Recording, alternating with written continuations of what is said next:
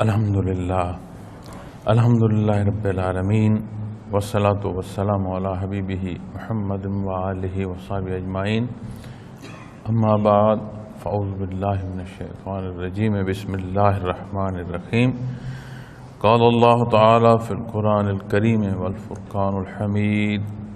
اتلو ما اوحی الیک من الکتاب واقم الصلاۃ ان الصلاۃ تنہی عن الفحشاء والمنکر ولذکر اللہ اکبر واللہ یعلم ما تصنعون اللہم سبحانک لا علم لنا الا ما علمتنا انک انت العلیم الحکیم مولایا صلی وسلم دائما ابدا علی حبیبک من زانت بہ الرسل معزز سامعین کرام السلام علیکم ورحمۃ اللہ۔ آیات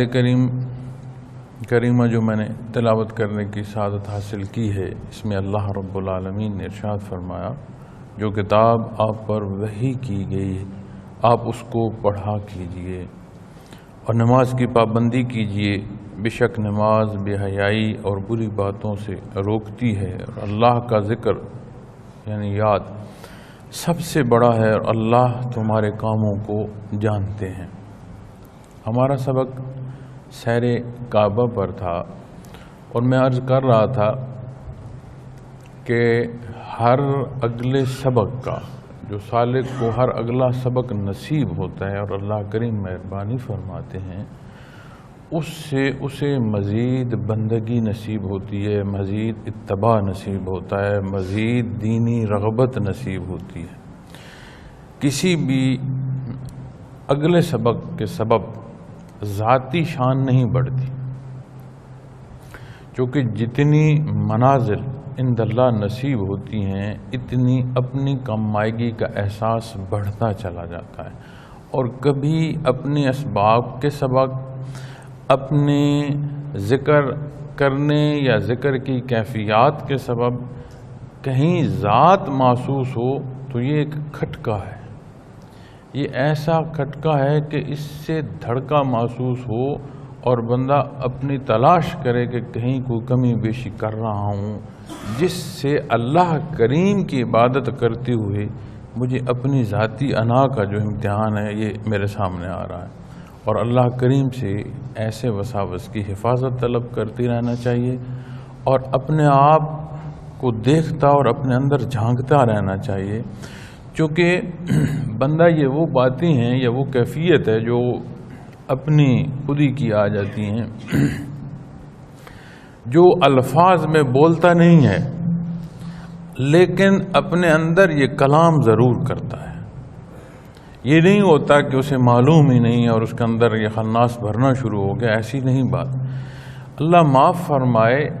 یہ وہ کیفیت ہے جو بندہ شاید مانے بھی نہیں لیکن اس کے اندر کلام ہو رہا ہوتا ہے کہ میں اس حیثیت کا بندہ اور اس نے اتنی میری تعظیم نہیں کی، اتنا ورع اور نیکی کا بندہ، اسے مجھ سے دعا نہیں درکار، اگر اس نے کوئی بات کی تو اس کو دعا دینے کے پہلو میں بھی ہوگا، ہاں میں تو اتنا نیک اور پارسا ہوں، میں اسے دعا دے رہا ہوں۔ تو یہ وہ باتیں ہیں جو شاید بندہ مانے بھی نہ،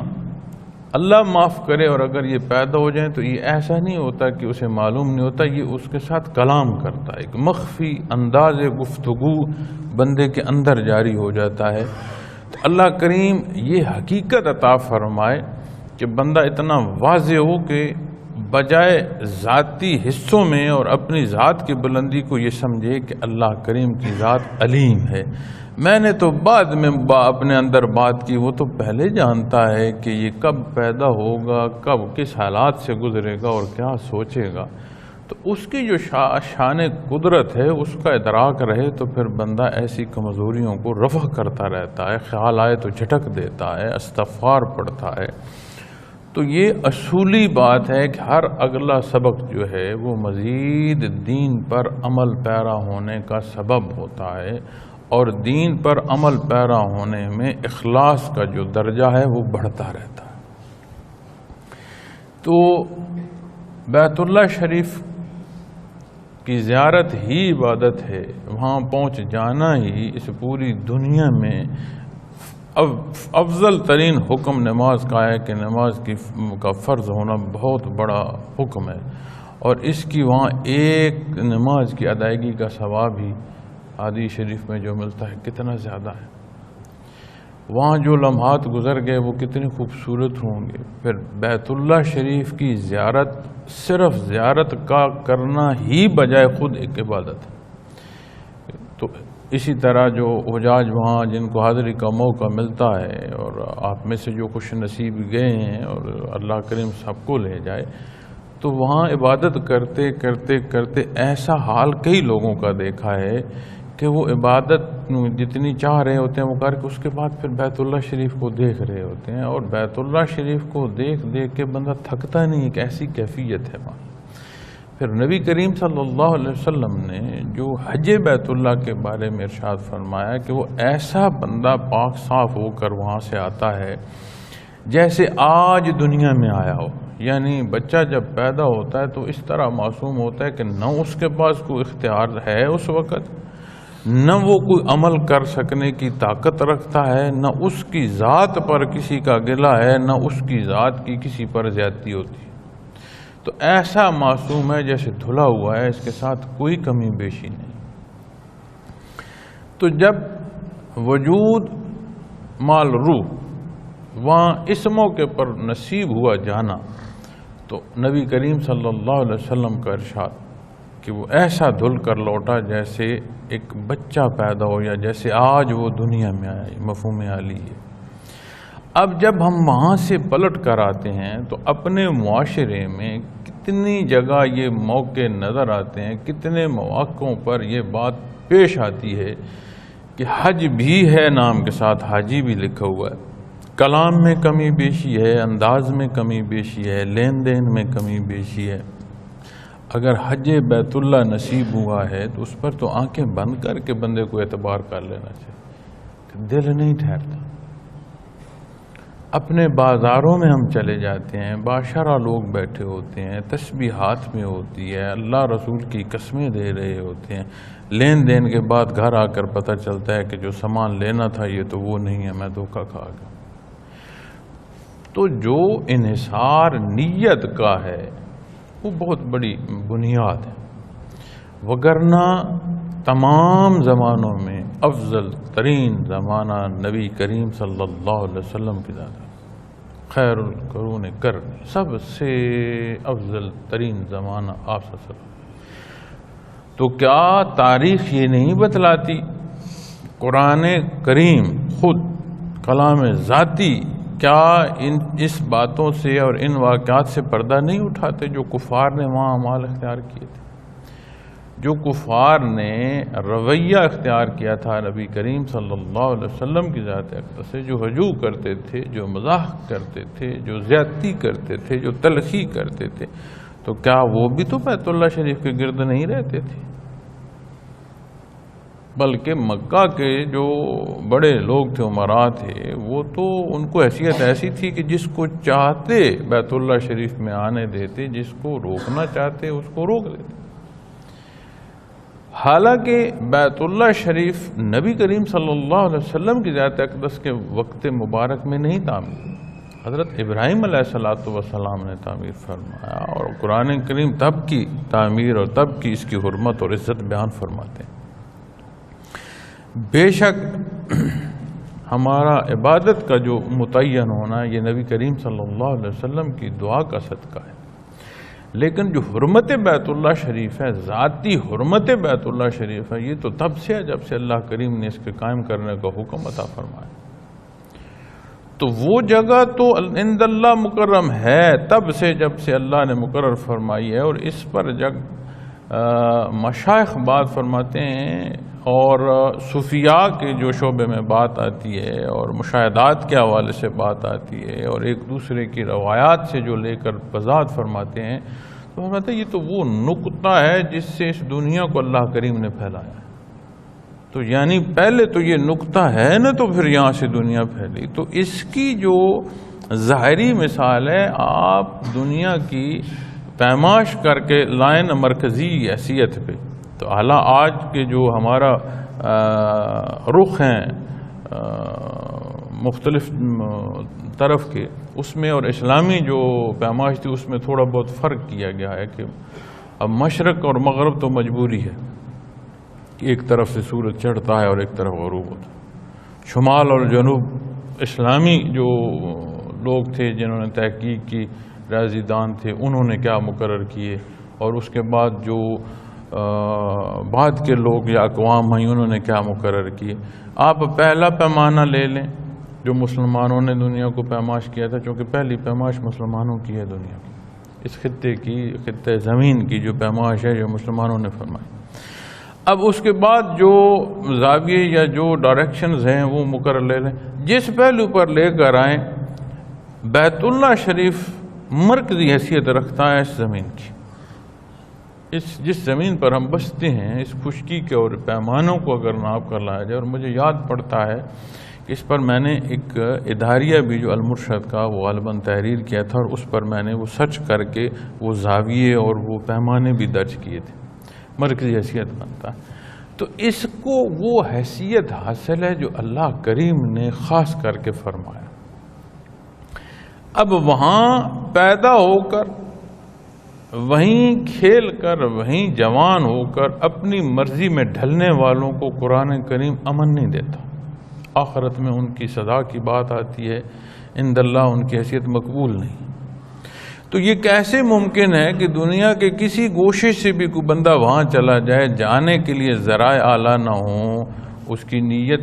اعلیٰ نہ ہو، جس اخراجات کو لے کر جا رہا ہے اس میں آمیزش ہو، وہاں رہ کر عبادت کے اندر جو ہے دل لگی وہ نہ ہو، خلوص نہ ہو، یہ کیسے ممکن ہے کہ وہاں سے وہ خراج؟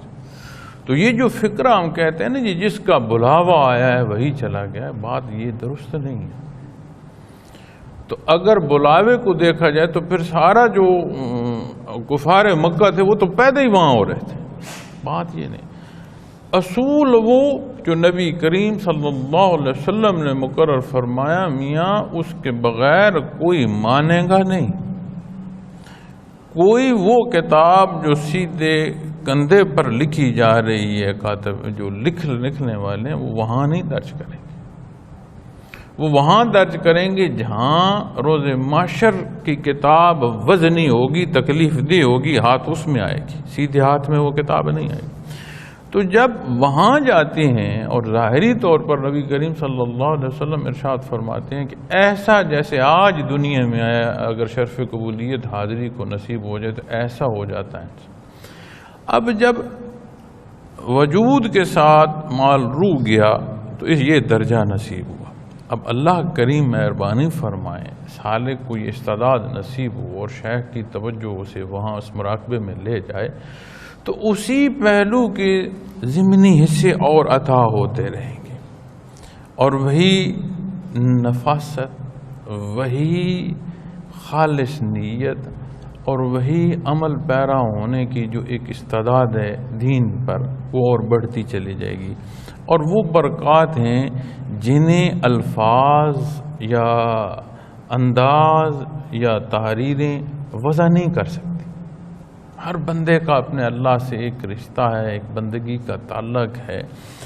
کس کو کتنا عطا ہوا، اس پر اس کی کیا کیفیات وارد ہوئیں، اس کو کیا نتائج نصیب ہوئے، اللہ کریم کی اپنی شان ہے اور وہ عطا فرمانے والے ہیں، وہاں کوئی کمی نہیں ہے۔ تو اسی طرح جب سالک اس مراقبے میں جاتا ہے تو یہی پہرائے میں اسے کیفیات وہ سمیٹتا رہتا ہے۔ اور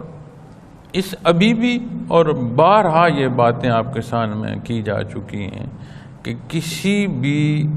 دینی حصے کو شرف قبولیت جو نصیب ہوتی ہے وہ مزید دین پر عمل پیرا ہونے کا سبب ہوتا ہے۔ یہ وہ موقع کا مزدوری کا اجر ہے جو موقع پر نصیب ہوتا ہے۔ تو جب سالک یہاں پہنچتا ہے تو تجلیات ذاتی کا ماپ اللہ کریم نے مجسم ایک حصہ عبادت کا ہمارے سامنے اس طرح رکھ دیا کہ جیسے بیت اللہ شریف کو سجدہ کیا جائے، عین ایسے جیسے اللہ کریم کو سجدہ کیا چلا۔ تو جب وہاں بندہ رہتا ہے تو بے شمار اللہ کے برگزیدہ ہستیاں جنہیں دنیا میں وہ مقام نصیب ہوا اور وہاں ان کی ارواح ہوتی ہیں، اور اس طرح کی ارواح جنہیں برزخ میں وہاں تک کی رسائی ہے، تو بے شک یہ اس بات کی نشانی ہے کہ اللہ کریم نے ان پر آسانیاں فرما دی ہیں، ان کی عبادت کو قبول فرما دیا ہے، چونکہ برزخ کا ٹھکانہ جو ہے یہ پیش خیمہ ہے عبدالآباد ٹھکانوں کا، کہ کیسی منزل پائے گا اس طرح کا اس کے راستے کا جو انتظار گاہ ہے اس حیثیت کی ہوتی ہے، اور اگر یہاں سے کوئی جا کر اس کی روح بیت اللہ شریف میں ہے تو سمجھ آتی ہے کہ اللہ کریم نے احسان فرما دیا اس پر۔ تو بے شمار ارواح ہوتی ہیں، انگنت ہوتی ہیں، اور بیت اللہ شریف کے علاوہ اور کچھ نہیں ہے۔ جیسے عمارت کا تصور کرنا چونکہ یہ اکثر ہم لوگ کرتے ہیں کہ کچھ تصور کر کے بیٹھتے ہیں، تو تصورات سے بچیے۔ جتنا آپ تصور کی طرف جائیں گے اتنا آپ اپنا جو مراقبے پر خیال ہے وہ کھو دیں گے۔ تسبیح میں رہیں، تلبیح میں رہیں، اور بیت اللہ شریف کی زیارت کی اس میں رہیں، اور سوچیں نہیں، اپنی حال جو ہے وہ کرتے رہیں، اپنا جو تسبیح ہے وہ پڑھتے رہیں، روح پڑھتی رہے، زبان سے کرتے رہیں، دل میں ہوتا رہے، دھیان تسبیح میں رہے۔ اور یہاں کی تسبیح وہی تلبیح ہے جو مطاف میں پڑھی جاتی ہے۔ یہیں پر پھر اسی مراقبے میں سیر صلاۃ اور سیر قرآن، یہ دو مزید حصے ہیں جو اسی مراقبے میں کرائے جاتے ہیں۔ اب سیر صلاۃ میں نے آپ کے سامنے جو آیا کریمہ تلاوت کی ہے، اس کے پہلے حصے میں قرآن کریم کے حوالے سے بیان ہے، پھر دوسرے حصے میں جو ہے وہ نماز کے حوالے سے بیان ہے۔ تو سیر صلاۃ میں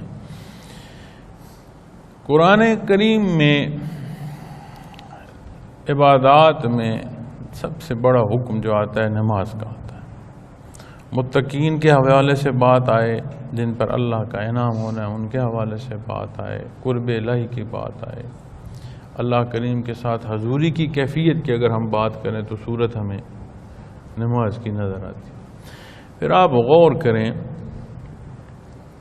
کہ کوئی بہت بڑا آدمی ہو، دنیا کی ایک عام سی مثال دے رہا ہوں جو یہاں جچتی نہیں، لیکن بات کو عرض کرنے کے لیے کہ ایک دنیا کی صاحب حیثیت آدمی ہے،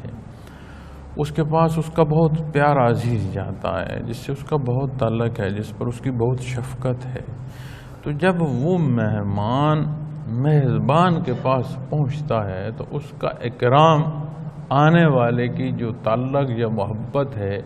یا جو اس کا خوش آمدید کہہ دینا ہے اس کی حیثیت سے ہوتا ہے۔ تو اللہ جل شانہ کی ذات تو ہر لمحہ، ہر جگہ، ہر لحظہ موجود ہے۔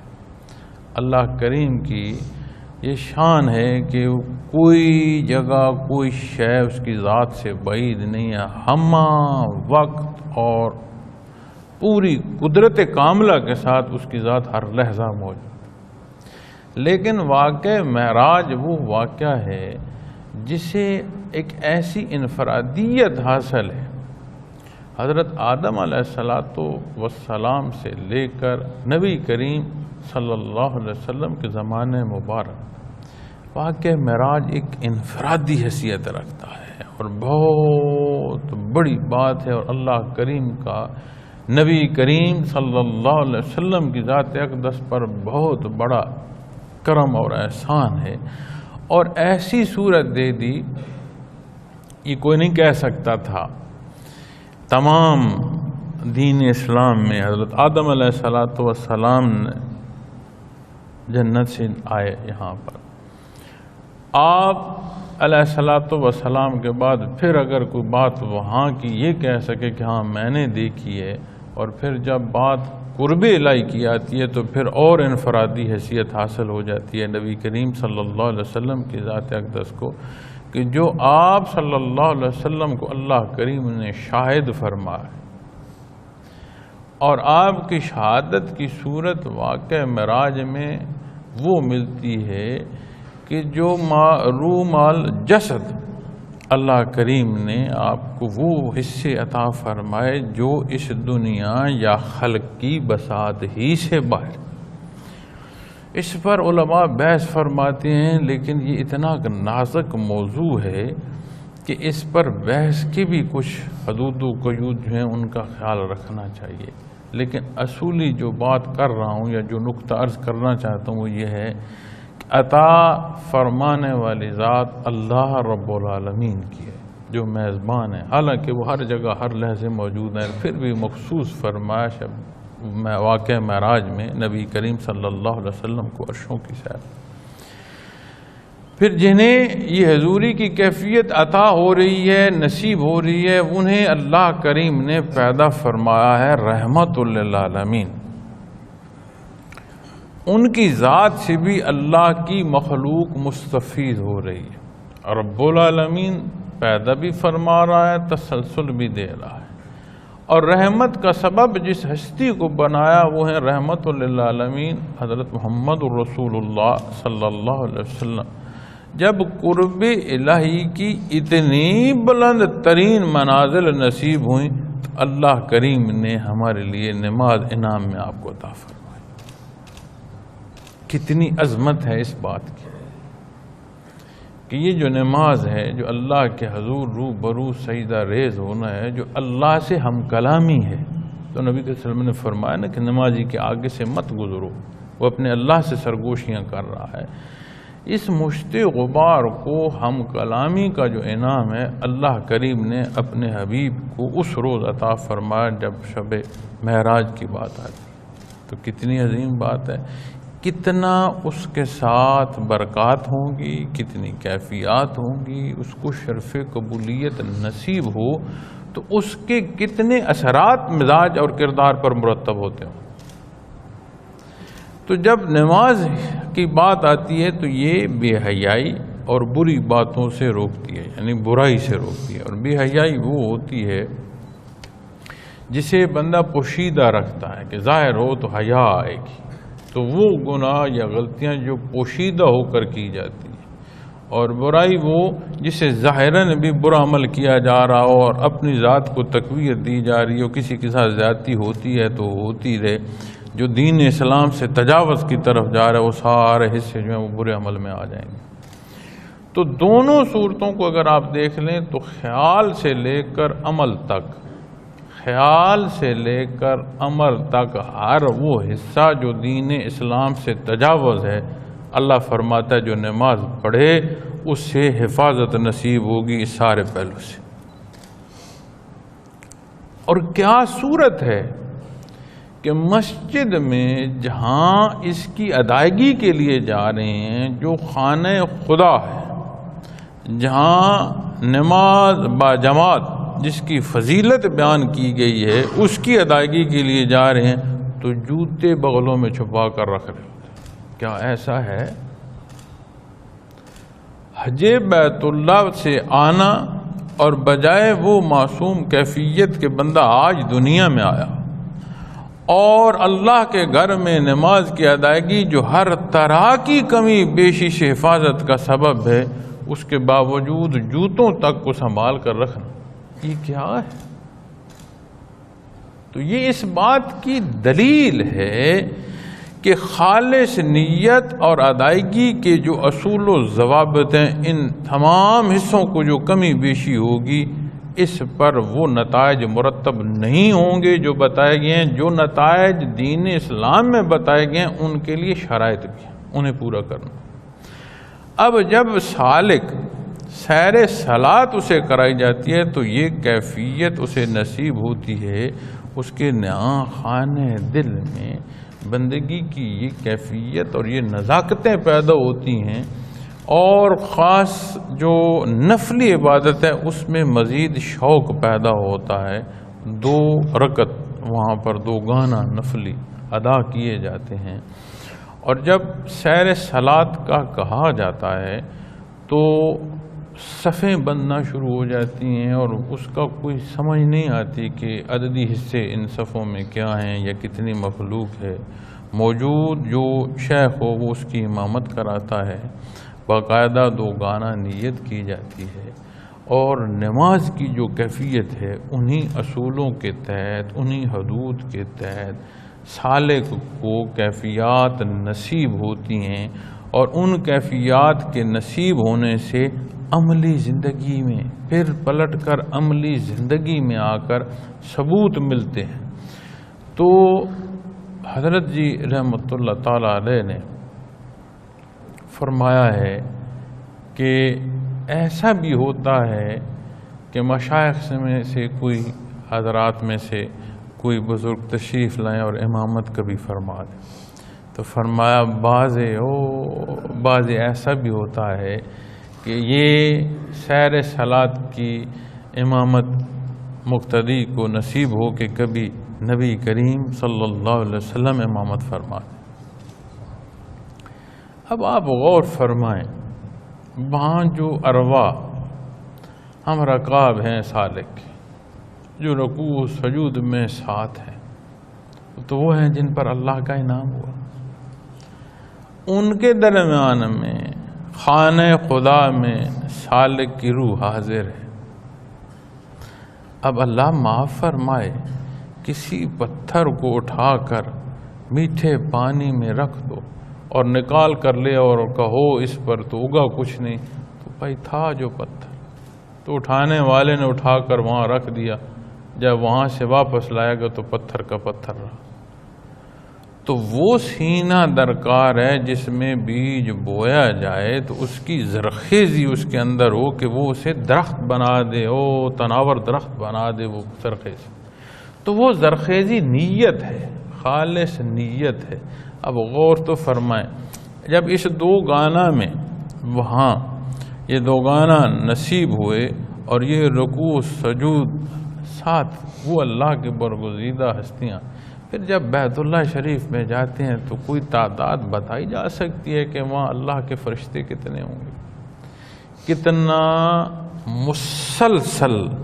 اللہ کریم کا جو انوارات ذاتی ہیں ان کا ظہور ہو رہا ہوگا۔ تو پھر بات وہی آ جاتی ہے کہ زبان گنگ ہو جاتی ہے، کچھ بتلایا نہیں جا سکتا، کچھ کہا یا کچھ لکھا نہیں جا سکتا، ایک عمومی اصول دیے جا سکتے ہیں۔ تو یہاں پر سالک کو سیر صلات کا یہ مراقبہ ہے، اور جو اصول نماز کے حاصل ہوتے ہیں اسی کے تحت، اور جانے اور کیسی کیسی کیفیات وہاں سے وہ سمیٹ کر آتا۔ اللہ کریم یہ حضور حق کی کیفیت خالص عطا فرمائے، اور جو نصیب ہو اسے سنبھالنے کی توفیق عطا فرمائے۔ بڑے چور ہیں اس دنیا میں، بڑے چیب کاٹنے والے ہیں اس دنیا میں، ذات اندر سے یہ خرافات پیدا کرنے والے نفس سے، بات شیطان سے ہوتی ہوئے جنوں انس کی جو حصے ہیں شیطنت کے ان تک چلی جاتی ہے، معاشرے کی روش تک چلی جاتی ہے، تو بڑا مشکل ہوتا ہے کہ بندہ اپنی جیبیں، اپنا خزانہ بچا کر لحد میں اتر جائے۔ تو اللہ حفاظت فرمائے۔ پھر اس کے ساتھ سیر صلات کے ساتھ پھر دوسرا جو مراقبہ کرایا جاتا ہے وہ سیر قرآن۔ تو جب شیخ یہ بات فرماتے ہیں کہ سیر قرآن، تو پھر اس میں سے چند آیات، کچھ حصہ جس کو جہاں سے یاد ہو وہاں سے وہ تلاوت کرتا ہے۔ قرآن کریم کلام ذاتی ہے، اور ایک ہی دفعہ یہ باتیں بیان فرما دی جاتی تو بھی ہو سکتا تھا، اس کی ذات تو علیم ہے۔ ایسا تو نہیں ہے کہ کوئی واقعہ پیش آتا تو ہی پتہ چلتا ابھی اس کا جواب کیا دینا ہے، تو اللہ کریم کی ذات جانتی تھی کہ کب کیا واقعہ پیش آئے گا، اس کے کیا اثرات ہوں گے، کون کیا کرے گا۔ چونکہ یہ دیکھیں نا، جب بیت اللہ شریف کی طرف حکم آیا کہ نماز اس طرف رخ کر کی جائے، اور اللہ کریم نے عبادت کے لیے اسے مرکزی حیثیت عطا فرما دی ہے، مسجد اقصی کو بدل کر قبلہ یہاں کر دیا گیا ہے، تو اس وقت کی آیات میں قرآن کریم یہ بھی فرماتا ہے، جہاں یہ فرماتا ہے نا کہ اپنے حبیب کا نظریں اٹھا کر دیکھنا، میں دیکھ رہا ہوں کہ آپ آسمان کو دیکھتے ہیں بار بار، تو اسے قبولیت تو نصیب ہوئی اس دیکھنے کو، لیکن اس سے بیشتر یہ بھی فرمایا، یہ بھی دیکھنا چاہتے تھے کہ تم اپنی بات پر رہتے ہو یا جو تبدیلی کا حکم ہے اس کو بھی مانتے ہو۔ یعنی ایسا نہیں ہے کہ جو تم چاہتے ہو وہ چاہو جو میرا حبیب بیان فرما رہا ہے، اس لیے کہ وہ بیان فرما رہے ہیں جو اللہ کریم چاہ رہے ہیں، ان کی ذاتی منشا اس میں یہ مرضی شامل نہیں ہے۔ تو وہاں بھی آپ دیکھیں نا کہ وہ ایک امتحان تھا کہ قبلہ اول سے بیت اللہ شریف کی طرف قبلے کا مقرر ہو جانا یہ بھی امتحان تھا۔ تو اسی طرح جب دار دنیا کے حصوں میں آ جاتے ہیں، عمومی زندگی کے پہلوؤں پر آ جاتے ہیں، تو جگہ جگہ امتحان ہے، پل پل میں ایک ایک سوچ کے ایک ایک حصے میں امتحان بنتا چلا جاتا ہے۔ تو بجائے بندہ اپنی شان میں پھنسا رہے کہ میں بڑا پاک باز ہوں، بہتر نہیں ہے کہ اللہ کریم کے حوالے کر دیا جائے اپنے آپ کہ بار اللہ تو حفاظت فرمانے والا ہے، میں تو کمزور ہوں، میں اس قابل نہیں ہوں کہ اپنے حالات کو بھی قابو کر سکوں، اپنے مزاج کو بھی روک سکوں، اپنی خواہشات پر بھی قابو پا سکوں، تو مہربانی فرما دے۔ تو میں یہ سمجھتا ہوں کہ اللہ کریم کی جو ذات ہے اس کے حوالے کر دیا جائے تو بہت بڑا احسان ہے اس کا کہ یہ توفیق ہو، وگرنہ کمزور لوگ، بہت کمزور لوگ ہیں۔ تو جب سیر قرآن کی بات آتی ہے تو یہ کلام ذاتی ہے۔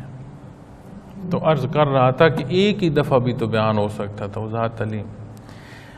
نبی کریم صلی اللہ علیہ وسلم کی ذات پر یہ احسان کہ آپ کے سبب مخلوق پر 23 سال مخلوق اللہ کے کلام سے مسلسل نوازی جاتی رہی، اور پھر یہ کلام کو ایسی حفاظت عطا فرما دی جسے عربی آتی نہیں وہ بھی پڑھ رہا ہے اور اللہ سے کلام کر رہا ہے، اسے بھی شرف کلام کا جو ہے کوئی نہ کوئی حیثیت میں حاصل ہو رہا ہے۔ تو یہ قرآن کریم الکتاب کوئی کتاب معمولی نہیں ہے، یہ خاص کتاب ایسی خاص ہے جس میں اس کی انفرادیت ہے۔ ہدی للمتقین، ان کے لیے ہدایت کا سبب ہے جو متقی ہیں، اور ہم سمجھتے ہیں کہ متقی وہ جو بڑا نیک پاک باز اور بڑا صالح یہ متقی ہے، اور قرآن کریم اس طرف قدم اٹھانے والے کوئی اب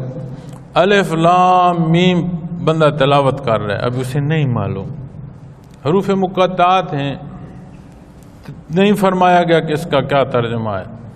اسی طرح محترم ہے جس طرح ان الفاظ کے جن کے تراجم ہیں یا ہم سمجھ رہے ہیں کہ اس لفظ کا ترجمہ یہ ہے اور اس کا مطلب یہ ہے، حروف مقطعات کا بھلے نہ بتایا گیا کیا ہے، اسی طرح محترم ہے، اسی طرح بابرکت ہے جس طرح سارا قرآن ہے، اللہ کا کلام ہے، تو اللہ کا کلام تو ایک جیسا بابرکت ہے۔ جب بات آتی ہے کہ ہدی للمتقین، فرمایا متقین کے لیے، یعنی جنہیں اللہ سے تعلق نصیب ہو، اللہ سے بندگی نصیب ہو، جنہیں پل پل پر سوچ سوچ پر قدم قدم پر دھڑکا رہے کہ کہیں تجاوز نہ ہو جائے، میرا اللہ نہ مجھ سے ناراض ہو جائے، محبت کے یہ پیمانے نصیب ہوں، فرمایا یہ ان کی رہنمائی کا سبب ہے، یعنی جس نے قدم اٹھا دیا وہ متقین کی راہ پر آ گیا۔ تو یہ انعام عطا فرما رہا ہے قرآن کریم، تو اس کے اختیار کرنے کے پہلے قدم سے ہی کہ وہ بندگی کا تعلق اللہ کریم سے نصیب ہوگا جنہیں قرآن کریم متقی ارشاد فرما رہا ہے، اس کی ابتدا ہو جاتی ہے۔ اور یہ آیا کریمہ جو میں نے پڑھی ہے اس میں فرمایا اللہ نے اتل ما اوحی الیک من الکتاب واقم الصلاۃ، جو کتاب آپ پر وحی کی گئی آپ اس کو پڑھا کیجیے۔ اب قرآن کریم کی تلاوت کا بھی حکم ہے، قرآن کریم کے سمجھنے کا بھی حکم ہے، قرآن کریم کے سمجھانے کا بھی حکم ہے، قرآن کریم کے سمجھ کے اختیار کر کے لوگوں تک بتانے کا بھی حکم ہے۔ اب اس سارے میں سے جاننا کس کے ذمے ہے؟ مخاطب کے، اور مخاطب کون ہے؟ میں ہوں، آپ۔ تو اس کا کرم اور احسان کہ ہم جیسوں کو مخاطب فرما دیا، ہمارے لیے رہنمائی کے الفاظ نبی کریم صلی اللہ علیہ وسلم کے لبا مبارک سے ادا ہو گئے۔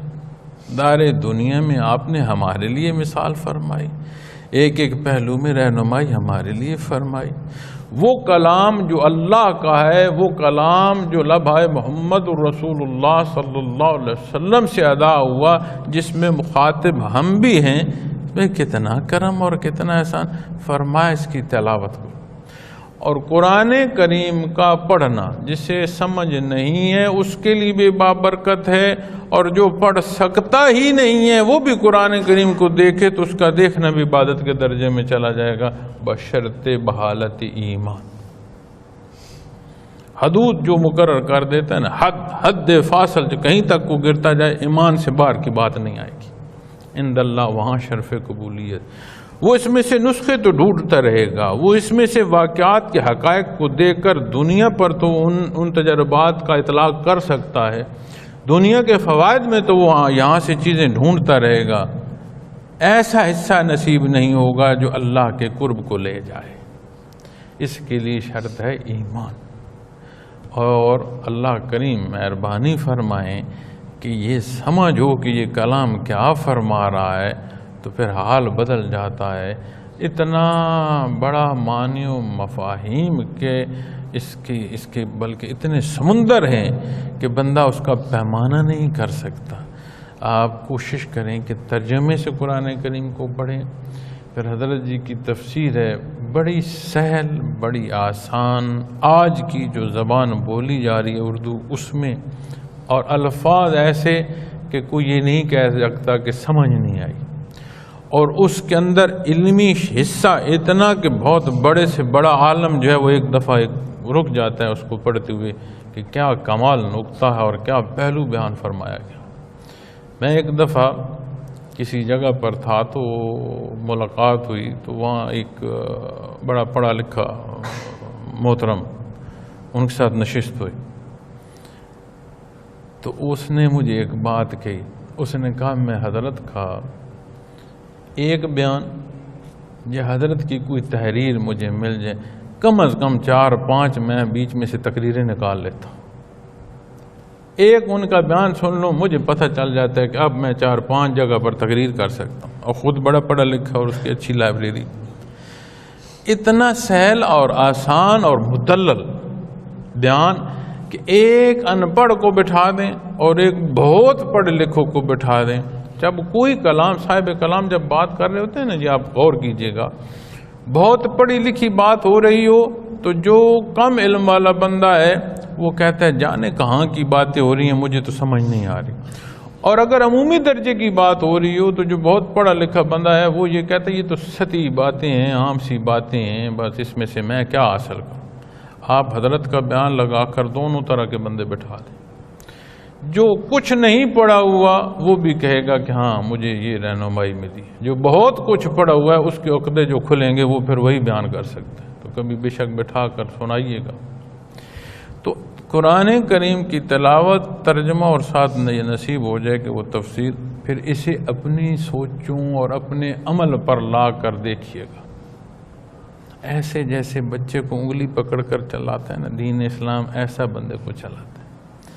بڑی محبت اور بڑی شفقت سے۔ اور ایک ایک وہ چیز جو بچہ تو نہیں جانتا کہ یہ نقصان کا سبب ہے، جیسے والدین اسے بچا بچا کر گزارتے ہیں نا، کانٹوں سے، جھاڑیوں سے، آگ سے، اس طرح دین اسلام اللہ کریم مہربانی فرماتے ہیں، اسے اپنی مخلوق بہت عزیز ہے، وہ ایسے شفقت فرماتے ہیں۔ اب کوئی جاننا نہ چاہے، کسی کی طلب ہی نہ ہو تو بھائی نہ ہو۔ اللہ کی کارگاہ حیات یہاں سے لے کر اس کی شان تک، وہاں کیا میں ہوں تو کیا اور میں نہ ہوں تو کیا، ہمارا ہونا ہمارا نہ ہونا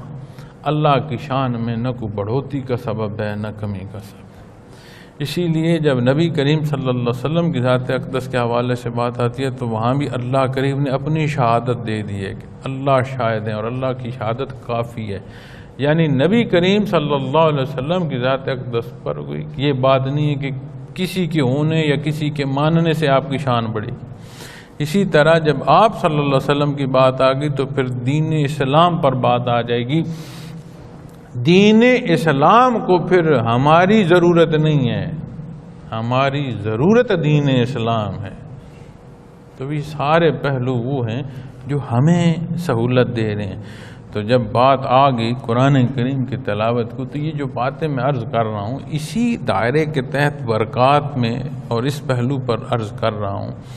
کہ کلام ذاتی جو ہے اس کی تلاوت کا نصیب ہونا بہت بڑی برکات کا حامل ہے، اور بندہ وہاں بیٹھا ہے جہاں وہ ارواح ہیں جو اللہ کریم کی مقبول ہیں، جگہ وہ ہے جو اس دنیا میں اس خلق میں مقبول ترین جگہ ہے، وہاں بیٹھا ہے جہاں تجلیات ذاتی ہیں، اور دنیا میں اور اس خلق میں اللہ نے مقرر فرما دیا ہے، مسجود قرار دے دیا اس جگہ کو اپنی ذات کے لیے، وہاں بیٹھا وہ تلاوت کر رہا ہے کس کی؟ کلام ذاتی کی۔ تو کیا برکات ہوں گی اس میں، کیا حصے ہوں گے؟ تو وہاں جب بندہ کرتا ہے تو جو آئینہ ہے دل کا، اس پر جو چیزیں منعکس ہو رہی ہوتی ہیں وہ ہوتی ہیں جو عمل کی صورت میں دیکھی جا سکتی ہیں۔ تو پھر شیخ جب سیر قرآن کہتے ہیں تو پھر بندہ اپنے حصے سے جو قرآن کریم جہاں سے یاد ہو یا جو پڑھنا چاہے، جب تک وہ مراقبہ چل رہا ہوتا ہے اس میں بندہ سیر قرآن میں حکم کے تحت تلاوت کر رہا ہوتا ہے۔ تو اس قرآن کریم کی جو برکات ہیں اس کے ذیل میں، جس طرح نماز کی برکات ہیں اس کے ذیل میں فرائض کی برکات ہیں، پھر اسی طرح سنت کی اس کے تحت آ جاتی ہیں، پھر نفل کی اور تحت آ جاتی ہیں، اسی طرح سیر صلات کی بھی اس کے تحت آ جاتی ہیں اور حرم شریف کی برکات کے ساتھ۔ اسی طرح قرآن کریم کی جو برکات ہیں تلاوت کی اس حکم کے تحت بھی آ جاتی ہیں اور ساتھ شامل ہو جاتی ہے حرم شریف کی جو برکات ہیں وہ شامل ہو جاتی ہیں، اور حرم شریف میں اللہ کریم کے مقربین جو ہیں ان کا سنگ نصیب ہو جاتا ہے۔ اور اجتماعی عبادت کے اصولوں پر جب بات ہوتی ہے تو یہ نہیں کہا جاتا کہ جب سب مل کر عبادت کر رہے ہوتے ہیں تو کس کی عبادت کو کس درجے کی شرف قبولیت ہے۔ کسی کی کمزوری کی وجہ سے دوسری کی عبادت کو کمزور تو وہ شان کریمی نہیں فرماتا، کسی کی شرف قبولیت کے سبب سب کو شرف قبولیت عطا فرما دیتا ہے، چونکہ وہ ذات کریم ہے۔ تو جب وہاں بیٹھا تلاوت کر رہا ہے تو اس کی صورت کیا ہوگی؟ پھر جب یہ تلاوت کر چکتے ہیں تو دعا کا کہا جاتا ہے کہ دعا کر، تو ملتزم سے بیت اللہ شریف سے چمٹ کر سالک دعائیں مانگ رہے ہوتے ہیں، اور دعا جو کوئی مانگنا چاہے، ذات کے لیے، ایمان کے لیے، اہل و عیال کے لیے، ملک و قوم کے لیے، امت کے لیے، دنیا و آخرت کے لیے، جو بندہ دعا مانگنا چاہے اس وقت پھر بیت اللہ شریف سے لپٹ جاتے ہیں، کھڑے ہو کر دعا کر رہے ہوتے ہیں، دونوں صورتوں میں حکم ملتا ہے، دعا کر رہے ہوتے ہیں، اور اللہ کریم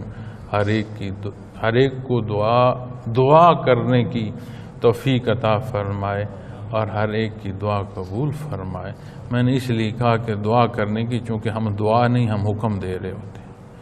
اور ناسمجھی کی وجہ سے نقصان کی طرف بھی جا رہے ہوتے ہیں، تو اس لیے کہا کہ دعا کی توفیق عطا فرمائے کہ اپنی حدود میں بھی رہیں اور بھلائی بھی مانگ رہے ہوں۔ تو اللہ کریم ہمیں توفیق عمل عطا فرمائے۔ انشاءاللہ اس کے بعد آگے پھر فنا فی الرسول کی مراقبات آ جاتے ہیں، انشاءاللہ زندگی رہی تو اگلا جو ہمارا پیریڈ ہوگا اس میں اس پر بات ہوگی۔ وآخر دعوانا الحمدللہ رب العالمین۔